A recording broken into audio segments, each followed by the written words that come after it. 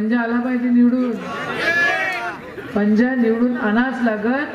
कारण ही लढाई जी आहे ही धनशक्तीची लढाई जनशक्तीच्या विरुद्ध आहे आणि अशा लढाईमध्ये जनशक्तीच जिंकत असते ही वस्तुस्थिती आहे. आम्ही सगळ्यांनी मिळून ठरवलं, महाविकास आघाडीने ठरवलं.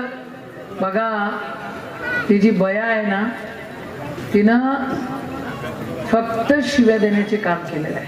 उद्धव ठाकरे साहेबांना तर इतकी बोलली रे बाबा, काय म्हणजे कोणी आपल्या बापाला एवढं बोलू शकते का?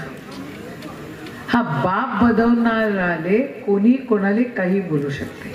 आपल्या जिल्ह्यामध्ये असं वातावरण इतकं घाण कधीच नव्हतं जेवढं आत्ता ह्या लोकांनी केलेलं आहे. कधीच नाही. म्हणजे मागच्या वेळेसचे खासदार होते, आम्ही सोबत भूमिपूजन करत होतो की नव्हते करत? अडसूळ साहेब खासदार होते, सोबत भूमिपूजन होते. कधी असं वाटलं नाही. मी 2004 मध्ये मला मतं कमी पडली होती, पण तट्टे साहेब होते त्यावेळेला काँग्रेसचं सरकार होतं की नव्हतं? मी कधी वागली विचित्र? कधी त्यांना समोर आलं तर नमस्कारच केला. पण आता तर असं काय एवढा घमंड, इतका माज, इतका फालतूगिरी, इतकी वायफळगिरी सुरू आहे की या सगळ्या गोष्टींना बाबांनो आपल्याला फुल स्टॉप लावावाच लागेल. आज जर आपण चुकलो तर आपल्याकडे कोणी बघणार नाही आणि आज जर चुकलो तर आपला हा अमरावती जिल्हा वायफळ लोकांचा जिल्हा म्हणून ओळखला जाईल. तुम्हाला वायफळ म्हणून ओळखलं जायचंय की साधे सरळ माणसं म्हणून ओळखलं जायचंय? काय म्हणून?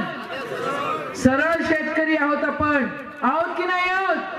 मग या शेतकऱ्याच्या पोराले, या भूमिपुत्राले, साध्या माणसाले तुम्ही निवडून द्याल की नाही द्याल? माझी तुम्हाला सर्वांना विनंती आहे, कळकळीची विनंती आहे. जशी प्रजा असते तसा राजा असतो किंवा तसा आपल्याला सेवक मिळत असतो. आपली सत्सद विवेक बुद्धी जागृत करा आणि ह्या नाटक नौटंकीले दूर ठेवा.